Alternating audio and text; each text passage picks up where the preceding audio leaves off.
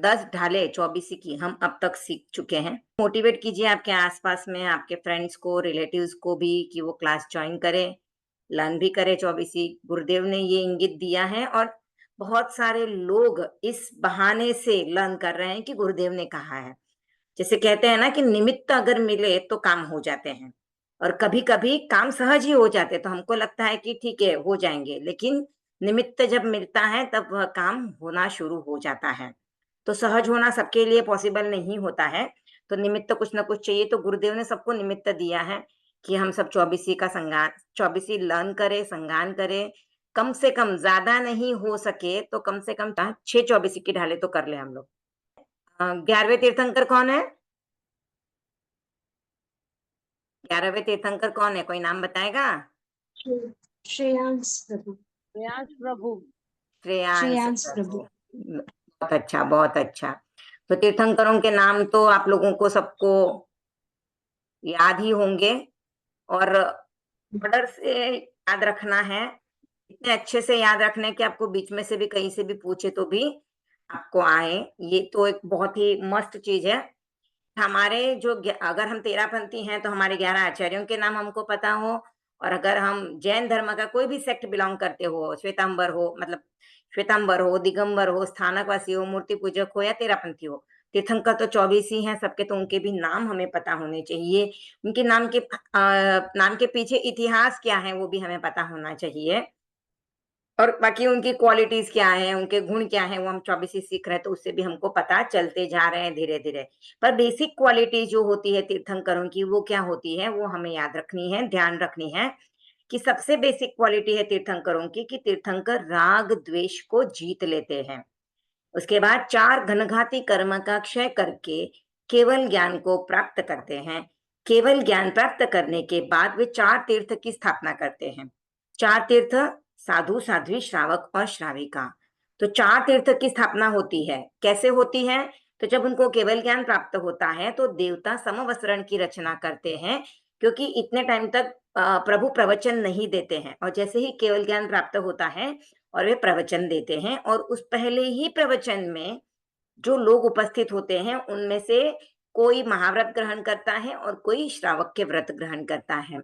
तो ऐसे करके साधु, साध्वी, श्रावक और श्राविका ये 4 तीर्थ की स्थापना होती है और उसके बाद ही वे तीर्थंकर कहलाते हैं। तो अब ये जो है कि केवल ज्ञान प्राप्त होने के बाद वे प्रवचन देते हैं, तो देवता आकर समवस्त्रण की रचना करते हैं और जब भी तीर्थंकर प्रवचन देते हैं, तो उनके प्रवचन के समय पे 8 प्रातिहार्य उस समवस्त्रण में होते हैं। जैसे अशोक वृक्ष, पुष्प वृष्टि, दिव्य ध्वनि, देवदुन्दुभि, छत्र, चमर, भामंडल और सिंहासन। ये 8 चीजें उस समय पे देवता वहां पर रचना करते हैं। तो तीर्थंकर हैं तो उनका प्रवचन भी उस तरह से प्रभावशाली होना चाहिए, इस तरह की ये रचना की जाती है। अब एक ही ऐसे तीर्थंकर थे कि जिनके प्रवचन में पहला प्रवचन हुआ उसमें 4 तीर्थ की स्थापना नहीं हुई थी। वे तीर्थंकर थे भगवान महावीर। तो ये एक आश्चर्य माना जाता है और सबसे ज़्यादा आश्चर्य भगवान महावीर के समय पे हुए 5 आश्चर्य। टोटल 24 तीर्थंकरों के मिला के 10 आश्चर्य हैं, उसमें से 5 आश्चर्य सिर्फ भगवान महावीर के हैं, जिनको हम नॉर्मल मतलब तात्विक या जैन लैंग्वेज जो है टिपिकल एक वर्ड उसको अछेरा कहते हैं। आश्चर्य हिंदी वर्ड है, लेकिन अछेरा जो है वो एक टिपिकल हमारा जैन दर्शन का वर्ड है। तो ऐसे 5 अछेरे भगवान महावीर के समय पे हुए थे। अब केवल ज्ञान जो है बहुत सारे साधुओं को प्राप्त होता है, साध्वियों को भी प्राप्त होता है। तो केवल ज्ञान प्राप्त होना यही एक क्वालिटी तीर्थंकरों की नहीं है। केवल ज्ञान प्राप्त होने के बाद प्रवचन होता है और 4 तीर्थ की स्थापना होती है। तो ये एक बेसिक क्वालिटी है जो तीर्थंकरों में होती है। प्लस एक और क्वालिटी है कि तीर्थंकर अपने जन्म से तीसरे जन्म पहले, यानी जिस भव में वे तीर्थंकर बनते हैं, उससे तीसरे जन्म पहले वे तीर्थंकर नाम गोत्र कर्म का बंध करते हैं। वो तीर्थंकर नाम उनका गोत्र कर्म बंधा हुआ है और इसीलिए वे तीसरे भव में तीर्थंकर बनते हैं। तो तीर्थंकर बनना ये कोई क्षयोपशम का नहीं कार्य है, तो उनके उस कर्म का उदय होता है और इसीलिए वे तीर्थंकर बनते हैं और फिर तीर्थंकर के जो उनके कर्म उन्होंने बांधे हुए हैं, उन कर्मों का वो भोग करते हैं। तो वो भोग करने के बाद ही उनका आयुष्य संपन्न होता है। तो ये कुछ बातें जो है तीर्थंकरों की बेसिक बेसिक जो चीजें हैं। अब हम 11वां श्रेयांस जिन स्तवन, इसका उच्चारण भी देखेंगे, अर्थ भी समझेंगे और राग भी समझेंगे। तो 11वें श्रेयांस जिन स्तवन का चिन्ह है गेंडा, खग, खड्गी यानी राइनोसेरस। गेंडे की चमड़ी बहुत झाड़ी होती है, तो ये भी इसकी एक क्वालिटी है। तो ये श्रेयांस जिन स्तवन इनका जो है चिन्ह है। अब इनका नाम श्रेयांस जिन स्तवन क्यों पड़ा, ये हम जानेंगे।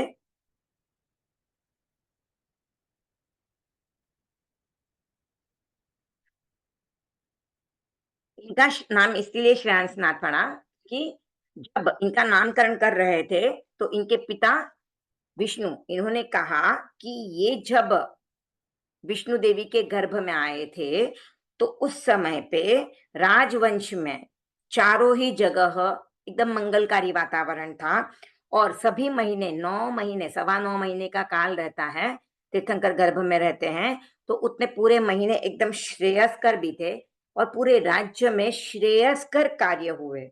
जनपद में भी यानी लोगों के लिए भी चारों ओर मंगलमय वातावरण रहा, तो सब जगह श्रेयस्कर कार्य हुए, सबका श्रेय हुआ, कल्याण हुआ, मंगल हुआ, इसलिए इनका नाम हम श्रेयांस रखेंगे। और फिर लोगों ने उनको श्रेयांस के नाम से पुकारना शुरू कर दिया।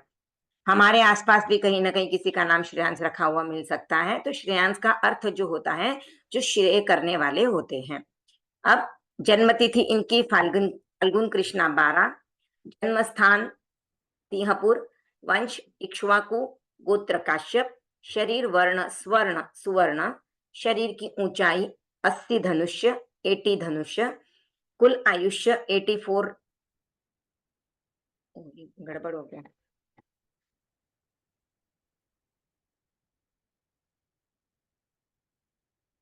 एक मिनट। हाँ,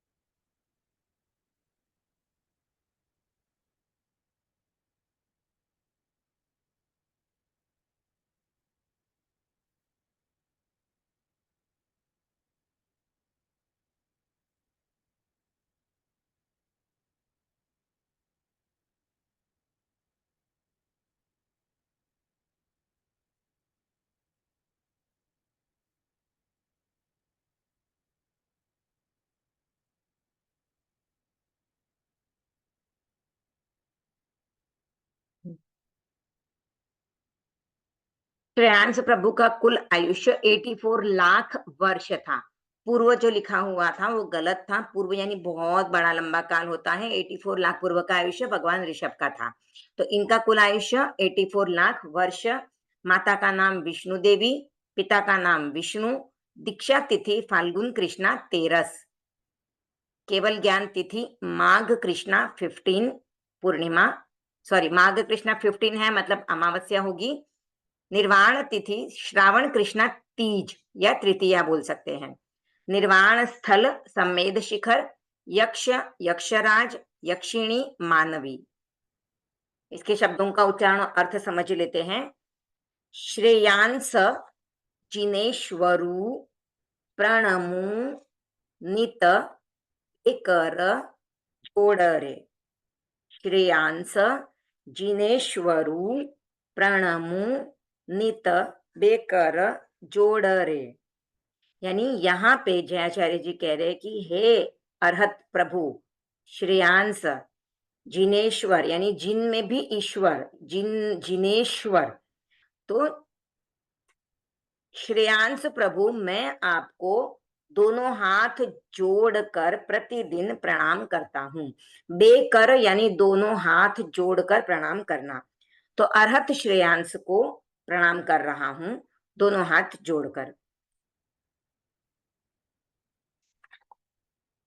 मोक्ष मार्ग श्रेय शोभता, मोक्ष मार्ग श्रेय शोभता धार्या स्वाम श्रेयांस उदार रे। धार्या स्वाम श्रेयांस उदार रे। जे जे श्रेय वस्तु संसार में, ते ते आप करी अंगीकार रे।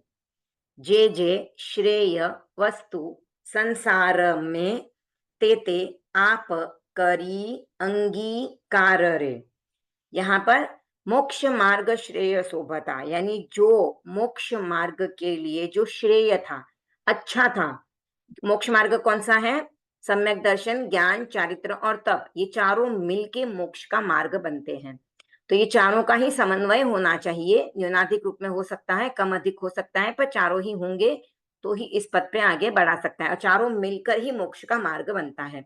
तो मोक्ष मार्ग को प्राप्त करने के लिए जो जो श्रेय वस्तुएं थी, या जो श्रेय था, जो उस मार्ग को शोभित करने वाला श्रेय है, वैसे सभी श्रेय उस मार्ग को धारण आपने किया। तो जो श्रेय उस मार्ग को शोभा देने वाला श्रेय था, उस सबको आपने धारण किया था, यानी उसको आपने अपनाया था। तो ऐसे श्रेयांश जो थे वे उदार मना थे, यानी एकदम सर्वश्रेष्ठ थे। तो उन्होंने श्रेय वस्तुओं को अपनाया। तो उदार का एक अर्थ होता है श्रेष्ठ। तो वैसी श्रेष्ठ वस्तुओं को आपने धारण किया, और आप श्रेयांश यानी श्रेष्ठ हो, ये भी यहाँ पर कह रहे हैं। अब जो जो वस्तुएं संसार में श्रेय होती हैं या है, या भगवान श्रेयांश प्रभु के समय पे थी, तो जो जो भी वस्तुएं श्रेय यानी अच्छी वस्तुएं हैं, उन सबको आपने अंगीकार किया। अंगीकार किया यानी अपने में लाने का, उन्होंने उनको अपने में ले लिया। तो वैसे गुण, वैसी वस्तुएं जो भी थी, वो उन्होंने अंगीकार कर ली।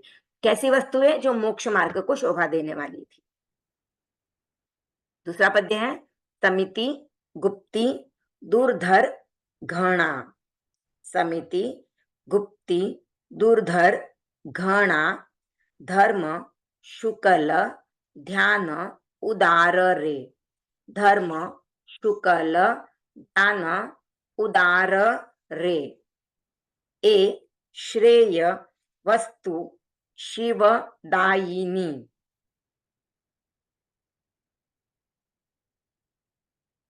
आप लोगों की बुक में क्या लिखा है? दायिनी है कि दायनी है? किसी के पास बुक? शिवदायिनी। यमराज का सिर्फ यह है ना? यमुना का ई है, उसका छोटा ई है।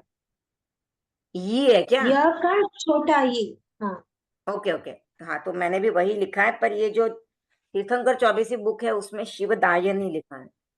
श्रेय वस्तु शिवदायिनी। हाँ हाँ ठीक है, शिवदायिनी। ओके। ए श्रेय वस्तु शिवदायिनी, आप आदरी हर्ष अपार रे। ए श्रेय वस्तु शिवदायिनी, आप आदरी हर्ष अपार रे। यहाँ पे क्या कह रहे हैं जयाचार्य जी? कि जो समितियां और गुप्तियां होती है, कितनी समितियां कितनी गुप्तियां हैं? तो 5 समितियां और 3 गुप्तियां हैं। 13 पंथ के जो 13 नियम है उसमें भी इसका उल्लेख आता है कि 5 समिति और 3 गुप्ती होती है। तो तीर्थंकर भी जब दीक्षा लेते हैं उसके बाद 5 महाव्रत का पालन करते हैं, और इन 5 महाव्रतों को सपोर्ट करने के लिए, या 5 महाव्रतों का अच्छे से पालन हो, इसके लिए ये 5 समिति और 3 गुप्तियां होती हैं। इन 5 समिति और 3 गुप्तियां को मिला के अष्ट प्रवचन माता भी कहा जाता है। इनकी संख्या 8 होती है। तो ये अष्ट प्रवचन माता जो है वो 5 महाव्रतों को पालने में सहायक होती है, जिससे कि महाव्रतों को पुष्टि मिलती है और मन संयम में रहता है। तो ये 5 समिति और 3 गुप्तियां बहुत दुर्धर है। दुर्धर यानी इनको पालना बहुत मुश्किल है, क्योंकि इनमें जो मजबूत रहता है वह महाव्रतों को भी अच्छे से पाल सकता है, पर इनको पालन करना बहुत मुश्किल है, क्योंकि मन को कंट्रोल में करना, वाणी को कंट्रोल में करना और शरीर को कंट्रोल में करना। गुप्ती यानी उसका संयम करना। तो शरीर से ज्यादा हलन चलन नहीं हो, वाणी से भी किसी का बोलने में या कटु वचनों का प्रयोग नहीं हो, अनावश्यक वचनों का प्रयोग नहीं हो, और मन को तो कंट्रोल करना बहुत ही मुश्किल होता है। तो इनको कंट्रोल करना या इनको जीतना बहुत मुश्किल है। दुर्धर यानी इनको पकड़ना, संयम करना बहुत मुश्किल है। धरना यानी पकड़ना, तो इसका मतलब है इसको संयम में लेना बहुत मुश्किल है। और आपने क्या किया, इनको पकड़ने के लिए या इनको संयम में लाने के लिए, कंट्रोल में लाने के लिए आपने श्रेष्ठ वाले 2 ध्यान का प्रयोग किया। तो वो कौन से ध्यान थे? तो धर्म ध्यान और शुक्ल ध्यान। इन 2 ध्यान के सहारे आपने इनको कंट्रोल में लिया। तो इनमें क्या डिफरेंस है? तो धर्म ध्यान जो होता है, धर्म ध्यान यानी लोक के बारे में विचार करते हैं कि भगवान की आज्ञा क्या है, भगवान ने क्या उपाय बताए हुए हैं, अगर हमारे जीवन में ऐसी तकलीफ आती है तो हमारे कौन से कर्म का उदय हो सकता है, या लोक की रचना ऐसी है, लोक नष्ट होता है, ये सब धर्म ध्यान में आता है। तो इससे क्या होता है, संसार से विरक्ति होती जाती है कि भाई ये संसार तो नश्वर है, हम भी एक दिन चले जाएंगे, तो फिर इसमें रह के क्या करना है। और फिर शुक्ल ध्यान में इसके 4 प्रकार होते हैं। इसमें क्या होता है, पहले अलग-अलग वस्तुओं पे विचार किया जाता है, अलग-अलग वस्तुओं का आलंबन लेके ध्यान किया जाता है। फिर उसके बाद सिर्फ एक ही वस्तु पे आते हैं या एक ही आलंबन पे आ जाते हैं, और फिर उसके बाद जो है श्वासोच्छ्वास जैसी क्रिया सिर्फ चालू रहती है, बाकी सब क्रियाओं का कंट्रोल कर लेते हैं। और फिर अंत में श्वासोच्छ्वास को जो श्वासोच्छ्वास तो एकदम एंड में छूटेगा, लेकिन उसके बाद सबसे पहले क्या होता है, काय योग का निरोध किया जाता है, फिर वचन योग का निरोध करके एंड में मनोयोग का निरोध करके, फिर सॉरी उल्टा हो गया, पहले मनोयोग का निरोध किया जाता है, फिर वचन योग का निरोध करके काय योग का निरोध करते हैं। उस समय पे श्वासोच्छ्वास जैसी क्रिया भी छूट जाती है और शुक्ल ध्यान की अंतिम स्टेप यानी मोक्ष को प्राप्त कर लिया जाता है। तो ऐसे श्रेष्ठ धर्म और शुक्ल ध्यान को आपने अपनाया।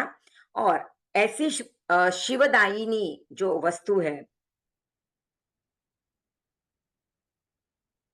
तो ये सब ऐसा ध्यान अपनाकर आपने समिति और गुप्ती को कंट्रोल में करके फिर आपने मोक्ष यानी शिव पद को प्राप्त कर लिया। तो ये जो वस्तुएं हैं धर्म और शुक्ल ध्यान, ये जो है शिव यानी मोक्ष को प्रदान करने वाली है, दायिनी यानी देने वाली है। तो ऐसी वस्तु का आपने आदर ये आदर ही मतलब आदर की तरह नहीं है, आदरना यानी लेना, ग्रहण करना है। तो इसलिए उसने आपको आपने ऐसा जो शुक्ल ध्यान और धर्म ध्यान है उसको ग्रहण करके आपने अपार हर्ष को प्राप्त किया। अब ये हर्ष जो है यहाँ पर खुशी या प्रसन्नता के रूप में नहीं है। हमारी खुशी और प्रसन्नता जो होती है संसार की, वो नष्ट होने वाली होती है। यहाँ पर ये वो हर्ष है जो कभी भी खत्म नहीं होने वाला है। तो एकदम अंतिम जो लक्ष्य होता है, अंतिम प्रसन्नता कह सकते हैं, अंतिम हर्ष जो प्राप्त करते हैं जिसके बाद कभी दुख आता ही नहीं है, तो वैसा आपने अपने हर्ष प्राप्त कर लिया है।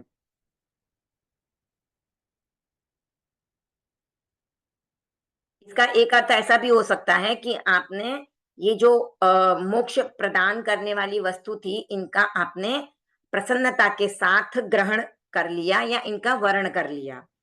तो ग्रहण कर लेना यानी उसको अपना कर फिर आपने मोक्ष पद को प्राप्त कर लिया था। न चंचलता मेट नहीं पद्मासन आप विराज रे, तन चंचलता मेट नहीं पद्मासन आप विराज रे, उत्कृष्ट ध्यान तणो कियो, उत्कृष्ट ध्यान तणो कियो, आलंबन श्री जिनराज रे, उत्कृष्ट ध्यान तणो कियो, आलंबन श्री जिन राज रे। तो यहाँ पे क्या है, क्लियर समझ में आ रहा है कि आपने अपने शरीर की चंचलता को समाप्त कर दिया, छोड़ दिया और आप पद्मासन में विराज गए। तो पद्मासन में आप विराजे हुए थे, उस समय पे आपने उत्कृष्ट ध्यान किया और उसका आलंबन लेकर उत्कृष्ट ध्यान आपने किया। तो कैसे किया, तो आलंबन, क्योंकि ध्यान जब भी लेते हैं तो आलंबन लेते हैं, किसी एक वस्तु पर अपनी निगाह को टिका देते हैं, अपनी दृष्टि को टिका देते हैं। तो इस तरह से आलंबन लेके आपने उत्कृष्ट ध्यान किया। आप जिनेश्वरों के भी राजा हो, जिनराज यानी तीर्थंकर है। इंद्रिय विषय विकार थी नरकादिक रुलियो जीवरे, इंद्रिय विषय विकार थी नरकादिक रुलियो जीवरे, किंपाक फल नी उपमा रहिए दूर थी दूर सदीव रे। किम पाक फल नी उपमा रहिए दूर थी दूर सदीव रे।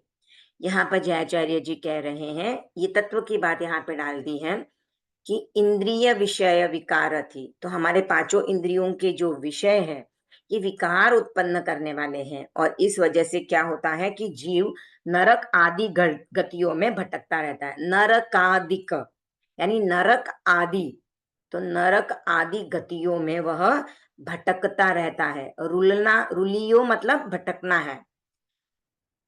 अब आगे वे बता रहे हैं कि इन इंद्रिय विषयों को किंपाक फल की उपमा दी गई है। किंपाक फल क्या होता है? दिखने में बहुत सुंदर होता है और खाने में भी मधुर होता है, लेकिन उसको खाने के बाद व्यक्ति की मृत्यु हो जाती है। तो भले ही दिखने में कितना ही सुंदर है, मधुर भी है, लेकिन उसका फल क्या है कि वह अंत में व्यक्ति को मृत्यु मिल जाती है।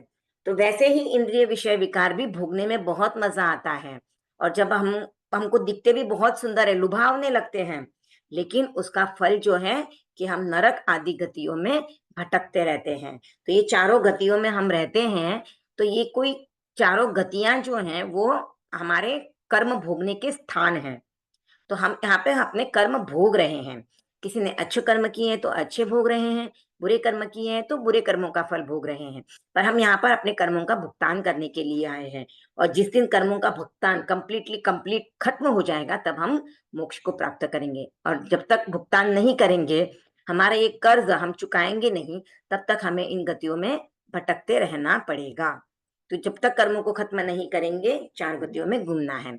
तो इसीलिए यहाँ पे कहा गया है कि ये किंपाक फल है, इंद्रिय विषय, तो इनसे दूर, जितना दूर रह सको हमेशा दूर रहने की कोशिश करो। अब यहाँ पे ये बात है कि हम जो है गृहस्थ में हैं, तो हमें इंद्रियों के जो हमारे हमारे हमारे काम करने हैं, हमारे कर्तव्य, हमारे फर्ज हमको निभाने हैं, तो इसके लिए हमको सब करना पड़ता है काम।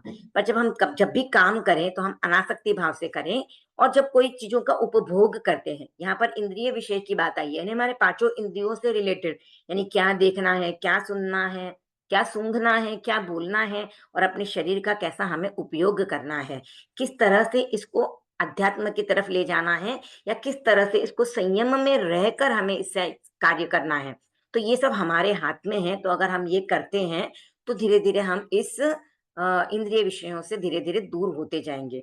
तो पहले तो हम ये करें कि हम जब विषयों का उपभोग भी करते हैं, क्योंकि हम कपड़े भी पहनते हैं, हम वाहनों का भी प्रयोग करते हैं, हम वस्तुएं भी लाते हैं, खाना भी खाते हैं, तो हम अनासक्त भाव से करें। हम आसक्ति किसी चीज में नहीं रखें कि मैं साड़ी लूं तो मैं ऐसी साड़ी लूं, मेरी ऐसी साड़ी हो कि किसी की ऐसी साड़ी नहीं हो, अगर मैं गहने पहनूं तो मेरा गहना इतना सुंदर हो कि ऐसी किसी के पास डिजाइन नहीं हो, मैं खाना खाऊं तो इतना सुंदर खाना खाऊं, या मैं बनाऊं तो इतना अच्छा बनाऊं कि लोग हाथ उंगलियां चाटते रह जाएं, या फिर लोगों को पूछ पूछ के प्रशंसा करवाना, खाना कैसे बनाया मैंने, कितना मस्त टेस्ट है मेरे हाथ से, तो कितना अच्छा खाना बनता है।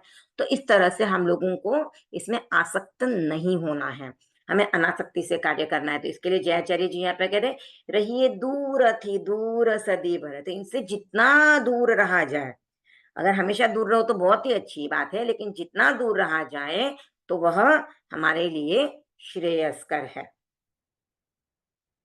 संयम तप जप शील ए, संयम तप जप शील ए, शिव साधन महा सुखकार रे, शिव साधन महा सुखकार रे। अनित्य अशरण अनंत ए, अनित्य अशरण अनंत ए, ध्यायो निर्मल ध्यान उदार रे, ध्यायो निर्मल ध्यान उदार रे। तो यहाँ पे क्या कहा है? संयम, तप, जप, शील यानी ब्रह्मचर्य, और शिव साधन यानी ये मोक्ष के साधन है। तो कितने साधन है? 4, संयम, तप, जप और शील। तो ये 4 मोक्ष के साधन हैं। ये महासुखकार है, यानी महान सुख देने वाले हैं, ऐसा सुख देंगे जो कभी भी नष्ट नहीं होगा। अनित्य अशरण ये जो है अनुप्रेक्षाएं हैं और अनंत की भी अनुप्रेक्षा है। तो अनित्य और अशरण इनकी अनुप्रेक्षा करने के बाद अनंत की अनुप्रेक्षा कर श्रेयांश प्रभु ने निर्मल ध्यान उन्होंने ध्याया, यानी ध्यान उन्होंने किया, और यह जो ध्यान किया निर्मल ध्यान वह श्रेष्ठ ध्यान है। तो ऐसा निर्मल और श्रेष्ठ ध्यान श्रेयांश प्रभु ने किया।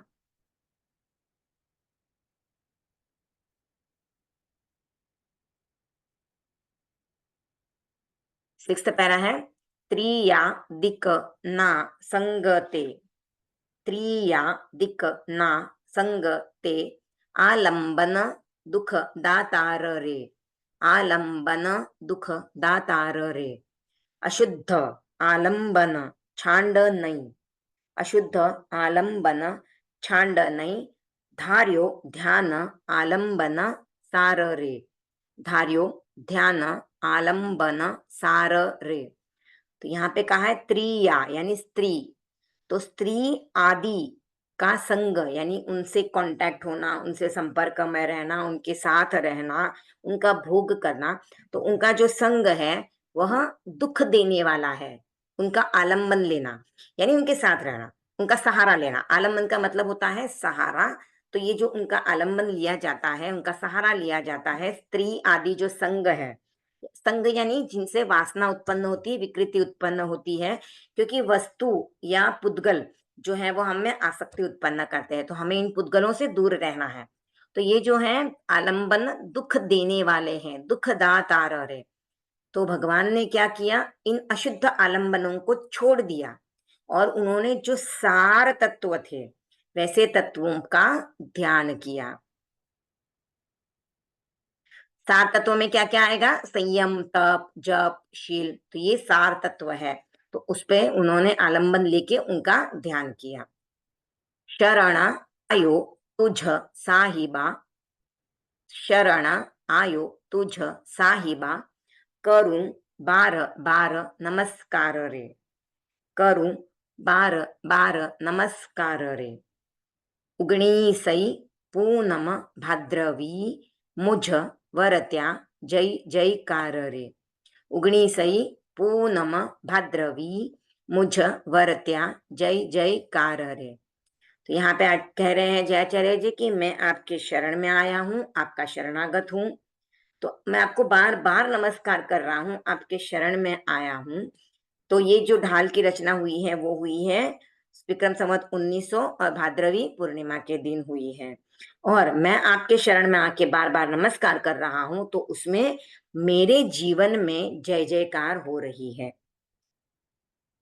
तो भगवान का सहारा लेने से, भगवान के नाम का सहारा लिया तो उनके जैसा बनने की कोशिश की जा रही है, उनके गुणों को प्राप्त करने की कोशिश की वजह से जयाचार्य जी कह रहे हैं कि मेरे जीवन में जय जयकार हो रही है।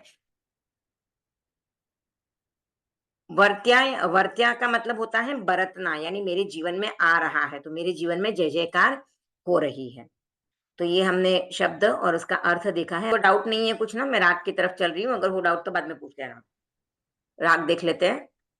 11वें श्रेयांस जिन स्तवन, श्रेयांस जिनेश्वरो प्रणमित बेकर जोड़ रे, श्रेयांस जिनेश्वरु प्रणमित बेकर जोड़ रे। मोक्ष मार्ग श्रेय शोभता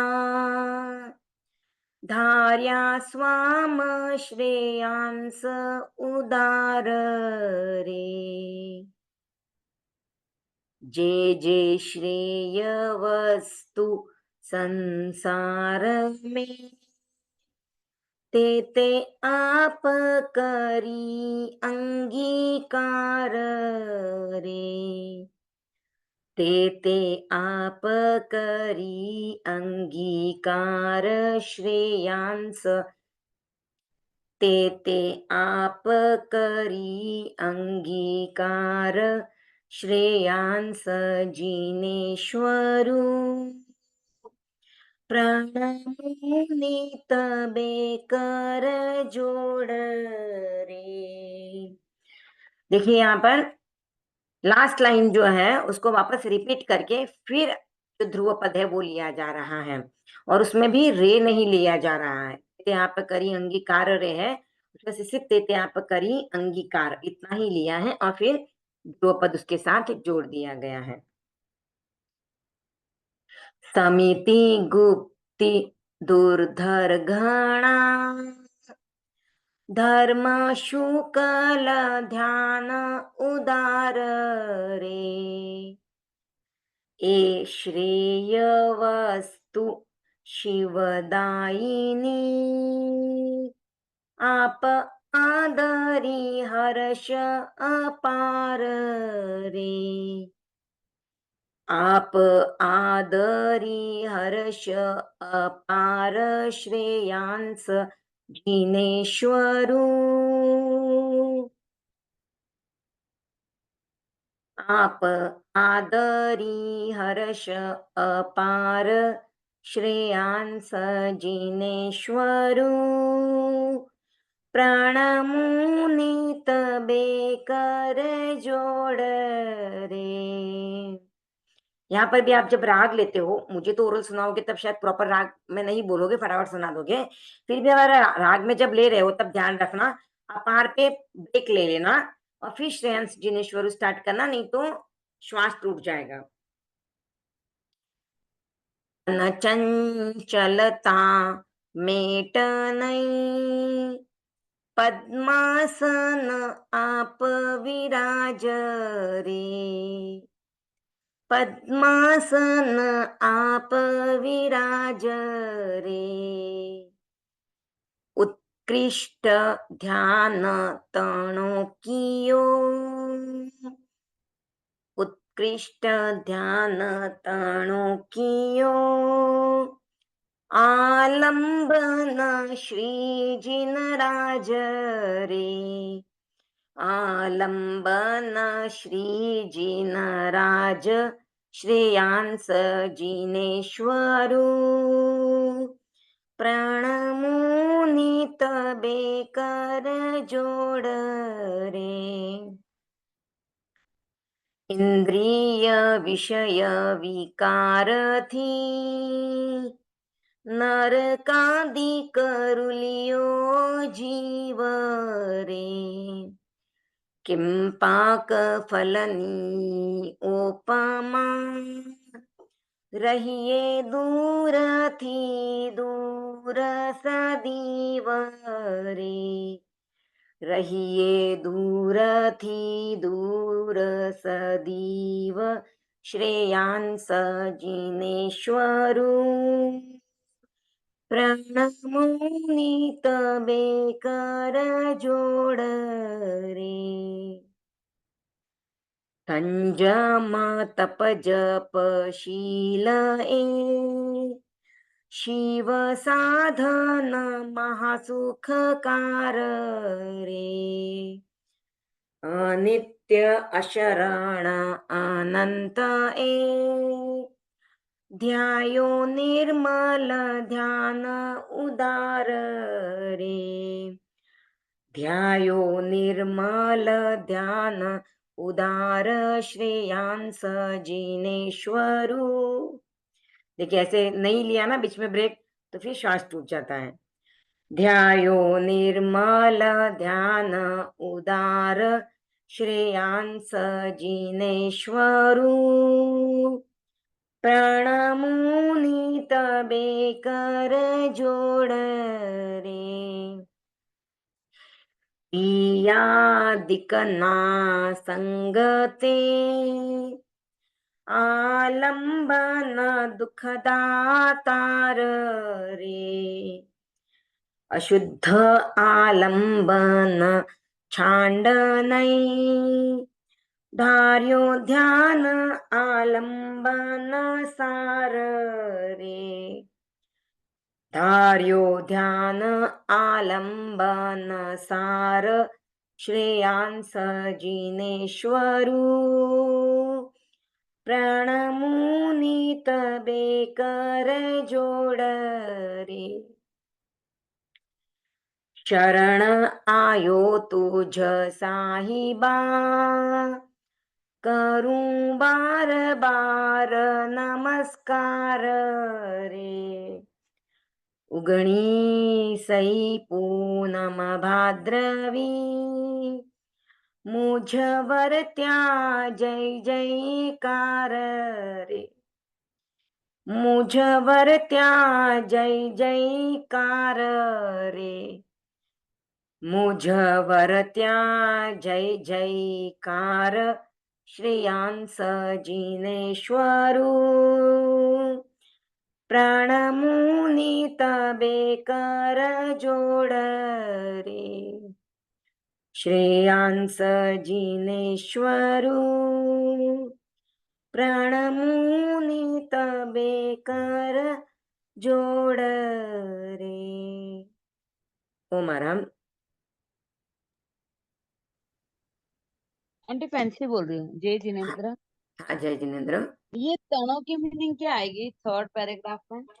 आपने किया, तणो यानी आपने अच्छा, किया। और शील, संयम, तप, जप, शील, शील का क्या होगा?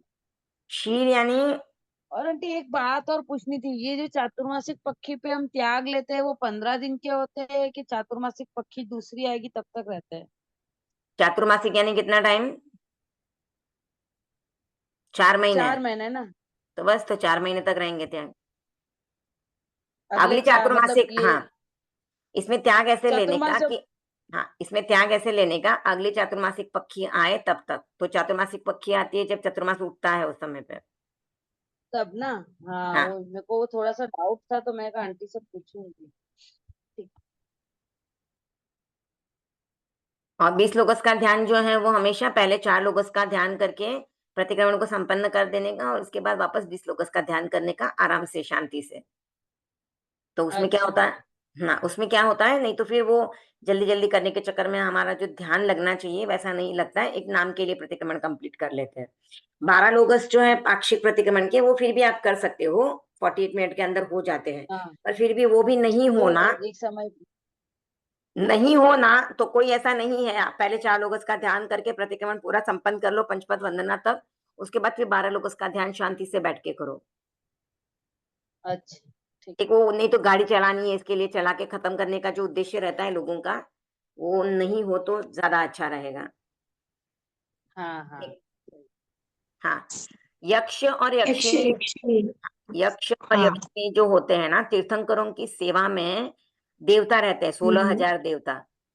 तो उन अच्छा। 16,000 देवता में जो हेड होता है, जो देवों में हाँ। हेड होते हैं वो यक्ष होते हैं, और देवियों में जो हेड होते हैं वो यक्षिणी होते हैं। अच्छा। तीर्थंकर और चक्रवर्ती दोनों की सेवा में 16,000 देवता रहते हैं, नियम है ऐसा। ओ, तो वो देवता उनके संघ की रक्षा करते हैं, तो धर्मशासन की रक्षा होती है, तो वैसे होते हैं। ठीक है, और कोई डाउट है किस? कुछ पूछना है रेखा जी? नहीं इतना ही भाभी। अच्छा, मुझे लगा कुछ आभार। बोल रहे थे। हाँ ठीक है, चलिए ओम आराम। आज की क्लास संपन्न करते हैं। नेक्स्ट मंडे भी 9:45 ही रहेगी, क्योंकि आप लोगों का कुछ क्लास चलता है ना शायद, चेन्नई वालों का। हाँ चलता चलता है तो वही वापस। 9:45 तक ठीक रहता है ना आप लोगों का? हाँ 9:45 ठीक है। ठीक ठीक है, चलिए ओम आराम संपन्न करती हूँ। हम आपके आभारी हैं। ब्रह्मचर्य। अच्छा। हाँ।